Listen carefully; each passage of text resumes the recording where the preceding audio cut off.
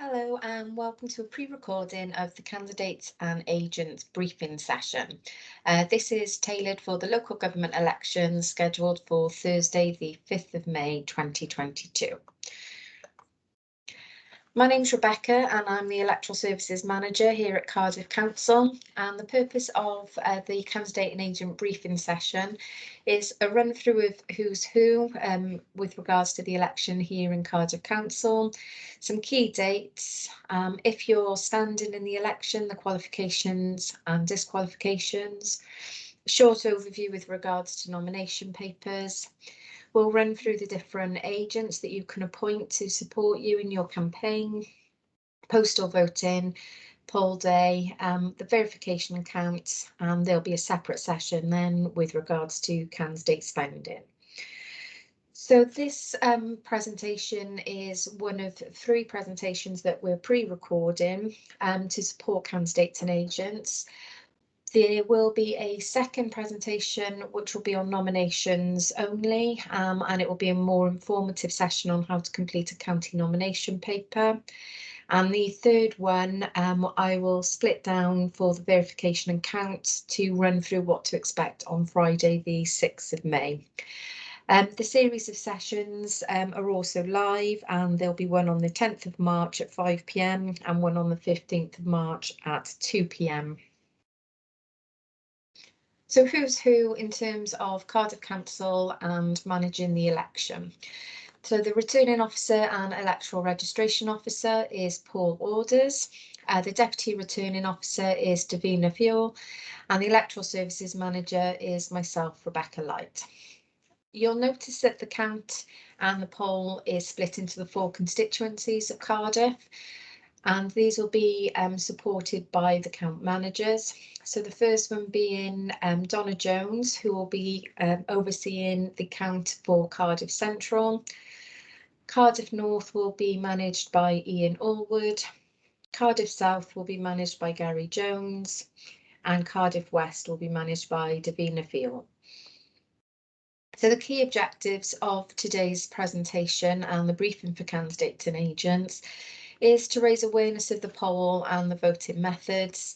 It's to support you as candidates and agents, and we also need to ensure that obviously it's an effective voter experience for our electorate.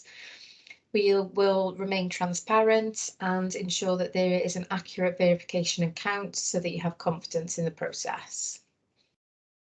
So first of all, I'm just going to cover some key dates for you so that you've got a note of these. So we'll be publishing the notice of election on Friday, the 18th of March. What this means is the election period will start and we'll be able to accept nomination papers from Monday, the 21st of March, right through to Tuesday, the 5th of April until 4 p.m. If you're submitting your nomination papers by hand, we'll take those at County Hall during weekdays between 9 a.m. and 4 p.m. Alternatively, we are accepting nomination papers this year electronically, and they can obviously be submitted any time. However, I've highlighted here in red the close of nominations is 4 p.m. on Tuesday, the 5th of April 2022. It's important that you've got a note of that 4 p.m. Deadline, because any nominations received after this date and time will be invalid and will not be included in terms of standing at the local government elections. On the 5th of April at 4 p.m, if anybody wishes to withdraw their nomination papers, they also need to ensure this is done by 4 o'clock. It's the same date and deadline date if you wish to appoint an election agent. And if we don't receive an election agent appointment form, the candidate will automatically become their own election agent. Following the close of nominations, the following day, on Wednesday, the 6th of April, we'll publish the statement of persons nominated, which will provide information on who's standing in each ward in Cardiff Council. These statements will be available on our website. And then a bit later on in the month, we'll publish the notice of poll and situation of polling stations. Some more key dates here, but these are more in terms of registration. So any resident eligible to vote need to register by the 14th of April 22 midnight in order to vote on the 5th of May. Again, any late applications won't be processed, so anything received after the 14th of April, if they're not a registered elector, they won't be able to vote in the local government elections. The second date is with regards to anybody who wishes to make a new postal vote application or maybe a change to an existing postal vote application, and they've got to do that by the 19th of March at 5 p.m. Sorry, the 19th of April at 5 p.m. Following this, then, we also have a deadline if somebody wishes to appoint a person to vote on their behalf, which is a proxy vote, and that deadline is the 26th of April at 5 p.m. For anybody who has a postal vote and that is lost or stolen, we are unable to issue replacements until the 28th of April. So if anybody does report their postal ballot pack lost, for example, we are unable to reissue those until the 28th. Poll day will be on the 5th of May and the poll will run from 7 a.m. till 10 p.m. as usual. On polls day, we have a couple of key deadline times. So anybody who wishes to apply for an emergency proxy needs to do that before 5 p.m. Anybody who wishes to have a replacement postal vote needs to do that by 5 p.m. and that has to be collected from County Hall. And if there are any clerical errors on the system, we can correct those anytime up until 9 p.m. on poll day. So in terms of are you eligible to stand as a candidate at the local government elections, it's important that obviously you satisfy the criteria and that's on the day that you are nominated and on poll day. So there's 3 key criteria here in terms of age, nationality, and one of the 4 key criteria with regards to where you live or your principal place of work.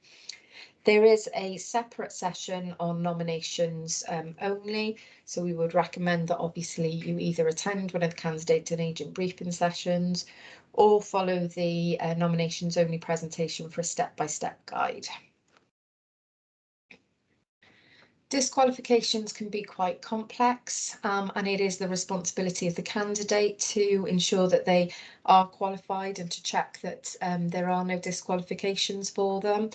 There is guidance with the Electoral Commission, but it is outside the remit of the returning officer or the staff and electoral services to provide advice on this. So if you are unsure if you are disqualified to stand, please make sure that you seek your own legal advice.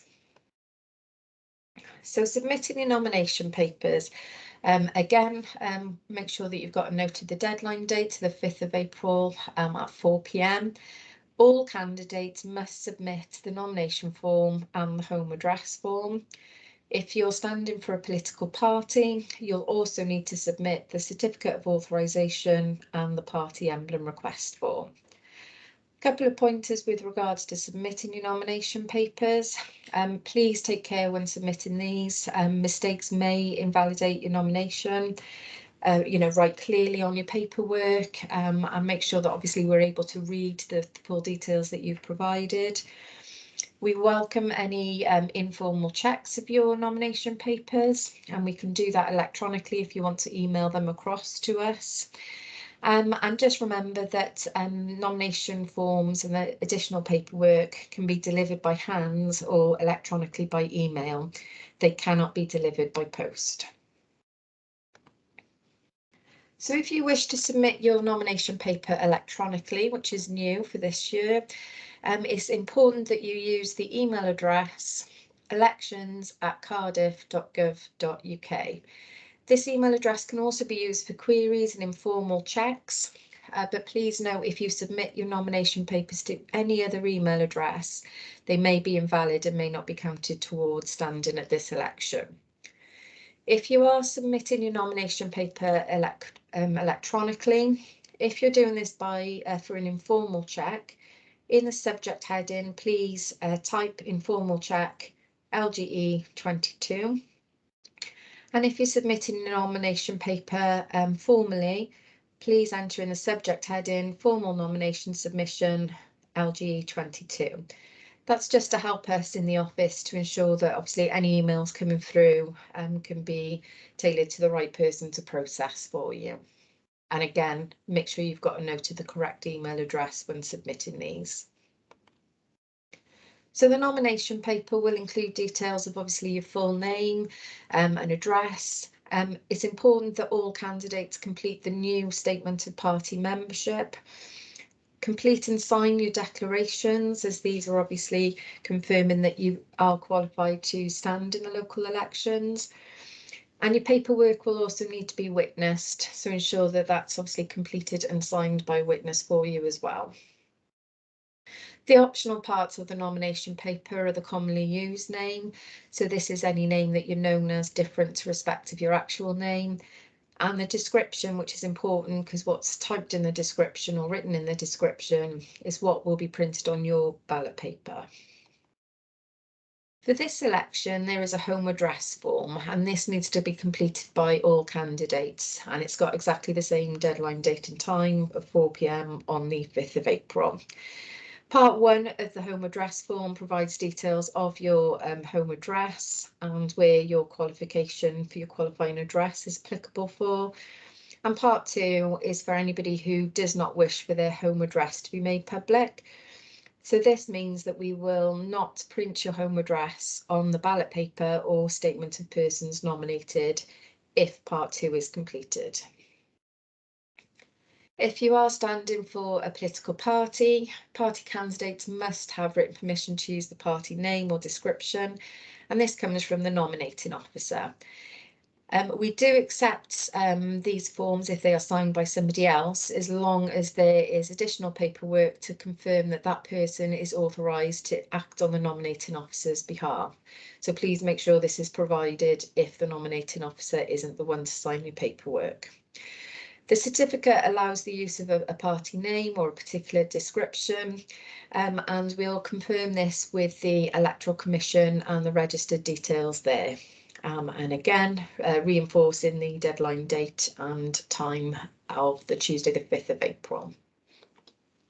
Again, if you're standing for a political party, most political party candidates will have an emblem printed on their ballot paper. So we do need the emblem request form completed and submitted with your other paperwork. Sometimes we will ask for an electronic version of the emblem, but more often than not, we are able to obtain that from the Electoral Commission. You may be a joint candidate where you're standing for more than one party. And if this is the case, obviously we need a certificate of authorisation from each party and a clear steer on which emblem of which of the parties that you wish to use.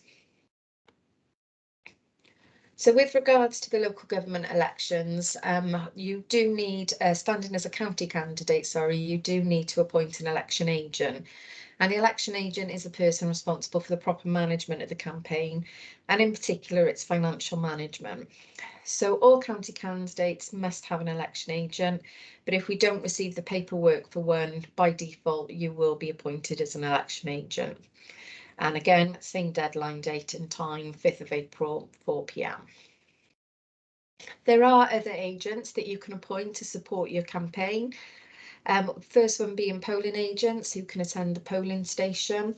And we need notice of these by the 27th of April. The second one being count agents to support yourself at the verification and count. Again, we would need any applications for a count agent by the 27th of April. And finally, you can appoint postal vote agents to observe the postal vote opening sessions. We just need those appointment forms before any appointment session that they'd like to sort of attend to. If we make a change to any postal vote opening session, we will ensure we give you 48 hours notice. So as a candidate, you will have access to a copy of the electoral register or absent voting list for the ward that you wish to stand in. But the earliest date we can provide this is when you officially become a candidate on the 28th of March 2022. We do have to have these requests in writing. Forms are available in your nomination pack, or you can obtain them from the office. And I've put a reminder here, obviously the reason that you can use that data, and it's important that it is only used for the nomination form, helping you with your campaign, and to check that any donations or loans are permissible. So as a candidate, we really welcome support in terms of encouraging local residents to register to vote.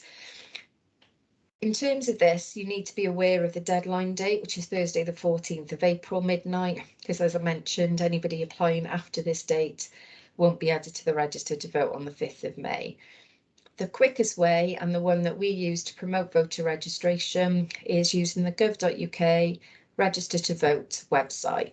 It's very simple and quick and easy to use. It only takes a few minutes, but we would remind, if you are discussing this with residents, to make sure they've got their national insurance number to hand, because that makes the process a lot easier.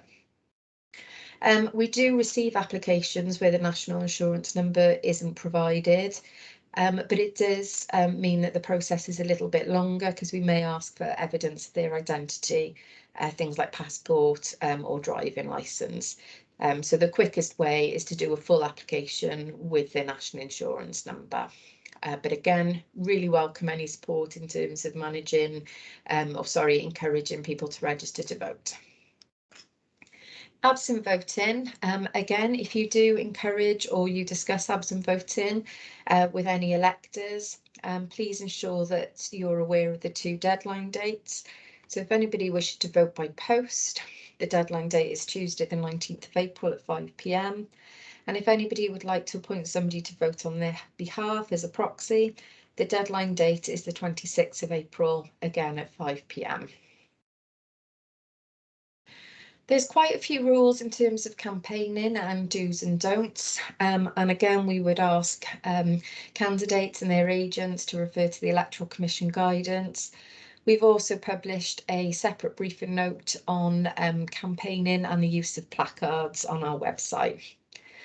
So make sure that you do use imprints on all your campaign material, and this includes any website or digital content. Make sure that you do comply with planning rules, and as I mentioned, there is a separate briefing note on that if you need some extra guidance. All outdoor posters need to be removed 2 weeks after the election. And finally, don't produce any material that looks like a poll card, and do not pay people to display your adverts. Moving on from that then, there is a code of conduct for campaigners. We do appreciate that campaigners are an essential part of democracy, but we do need to manage this to make sure that the election isn't questioned in terms of integrity and the electoral process. So when dealing with electoral registration and absent vote applications, please make sure that any forms, if you produce your own as a political party, are obviously conforming to the requirements of the electoral law. Make sure that our electoral registration office address is on the forms so that they are returned direct to us. If you do have any applications, that they are sent to us unaltered. And make sure that any electors understand the implications of applying for an absent vote. Postal ballot packs should not be redirected, and make sure that you don't encourage electors to appoint a campaigner as a proxy as well. So with regards to postal ballot packs, as a campaigner, you should never touch the postal ballot paper, and you should never observe an elector completing their postal vote. It's important that you don't handle or take any completed ballot papers from the voter. These need to be returned back to the electoral registration office. We understand there will be campaigning outside polling stations, and we appreciate that you are allowed to put your message to voters on poll day, and this will and can include public spaces. But please make sure that you keep access to polling stations and any places clear to allow voters to enter. In terms of postal voting, some key dates that you may wish to make a note of. We'll be sending the postal ballot packs out first class on Thursday, the 14th of April. Any late applications, we will do a supplementary run and send additional postal ballot packs out on Friday, the 22nd of April. and any reissues for lost or stolen will be done obviously daily leading up to poll day. We'll hold a number of postal vote opening sessions. So these will run on Wednesday the 27th of April, Thursday the 28th, Friday the 29th, Tuesday the 3rd of May, Wednesday the 4th of May, and Thursday the 5th of May. Postal opening sessions will run between 9 AM and 1 PM, and again between 1:30 and 5:30, with the exception of poll day, where we'll run an additional session from 8 PM until finish. What to expect on polling day. So polling stations are open from 7 AM to 10 PM. The office will be open from 6:30 till 9 PM for any queries. In terms of any elector queries, we will have support from our contact centre up until 10 PM. You may also wish to contact the Electoral Commission. This could mainly be with regards to candidate campaign literature, and I'll share their details later on. It's important to remember that anybody in a queue before 10 PM will receive a ballot paper, and with regards to both postal votes, they can be handed into polling stations, obviously within that area. We can accept those up until 10 PM. We understand tellers obviously may be outside the polling station, but it's important to remember any tellers appointed for the candidate to support the campaign must not impede or interfere with the efficient and secure administration of the election. It's imperative that they comply with any instructions issued by the returning officer and listen to any advice by the presiding officer managing that polling station. It's also important that you notify your tellers that they must remain outside the polling station itself, and they can only enter for lawful purposes such as casting their own vote. I'm going to pause here, and the second presentation will be on nominations, and then the third presentation will provide more information on what to expect at the verification and count. Thank you.